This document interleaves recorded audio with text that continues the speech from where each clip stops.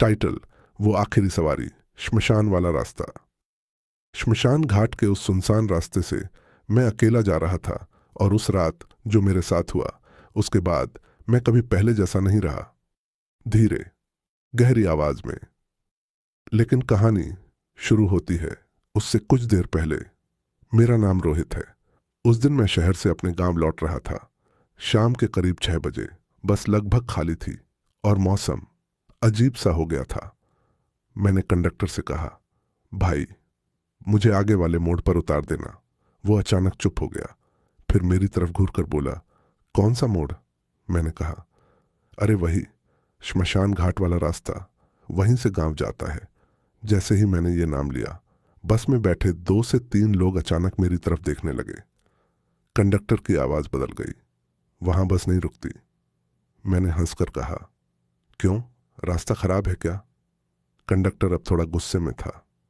मैंने कहा, ना, बस वहां नहीं रुकती। मुझे भी जिद आ गई, भाई, मुझे वहीं उतरना है, तुम बस रोक देना। अब ड्राइवर ने भी रियर मिरर से मेरी तरफ देखा और धीरे से कंडक्टर से बोला, उसे समझा दे। कंडक्टर मेरे पास आया और धीरे से बैठ गया। उसकी आवाज अब पहले जैसी नहीं थी, जैसे वो मुझे डराना नहीं, बचाना चाहता हो। उसने कहा, देख भाई, मैं मजाक नहीं कर रहा। उस रास्ते पर पिछले 10 साल से कोई बस नहीं रुकती। मैंने पूछा, क्यों? वो कुछ सेकंड चुप रहा, फिर बोला, क्योंकि जो भी वहां उतरा है वो वापस नहीं आया। बस में सन्नाटा छा गया। लेकिन मैंने फिर भी हंसकर कहा, भाई, ये सब कहानियां होती हैं। कंडक्टर ने आखिरी बार कहा, अगर उतरना है तो मेरी बात याद रखना, पीछे मुड़कर मत देखना, चाहे कुछ भी हो।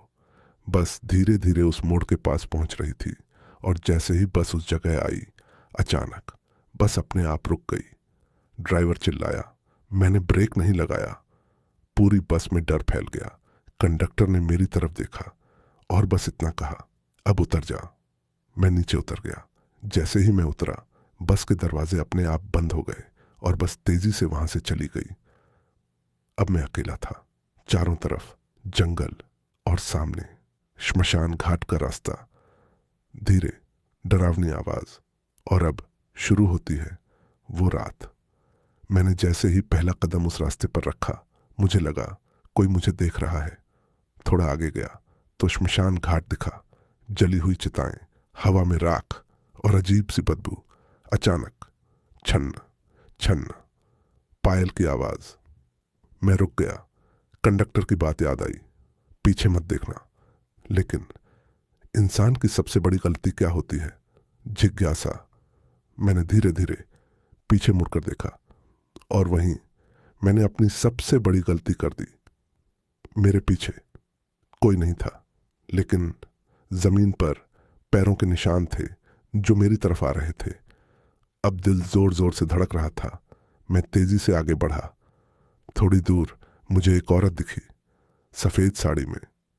इस बार मैंने पीछे नहीं देखा, सीधे उसके पास गया और पूछा, गांव का रास्ता?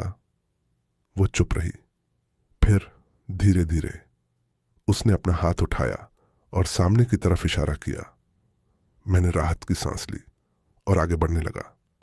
लेकिन चलते चलते मुझे एहसास हुआ वो मेरे साथ साथ चल रही है।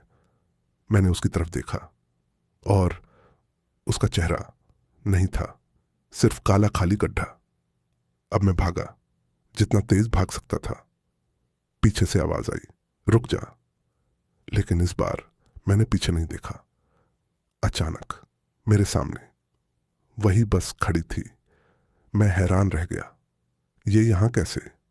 बस का दरवाजा खुला, अंदर अंधेरा, और अंदर से वही कंडक्टर की आवाज आई, जल्दी आ जा, नहीं तो देर हो जाएगी। मैं बिना सोचे बस में चढ़ गया। जैसे ही अंदर गया, मेरे होश उड़ गए। बस में कोई जिंदा इंसान नहीं था। सभी सीटों पर जले हुए लोग बैठे थे, और ड्राइवर धीरे धीरे मेरी तरफ मुड़ा। उसका चेहरा आधा जला हुआ और आंखें पूरी काली। उसने मुस्कुराकर कहा, हम भी उसी रास्ते से आए थे। मैं चीखा और कूदकर बस से नीचे भागा। भागते भागते मैं बेहोश हो गया। सुबह जब मेरी आंख खुली, मैं गांव के पास था। लोग मुझे घेर कर खड़े थे। किसी ने कहा, यह वही लड़का है जो रात में श्मशान वाले रास्ते गया था। मैंने कांपते हुए पूछा, बस? गांव के बुजुर्ग ने कहा, 10 साल पहले एक बस उस रास्ते पर पलट गई थी।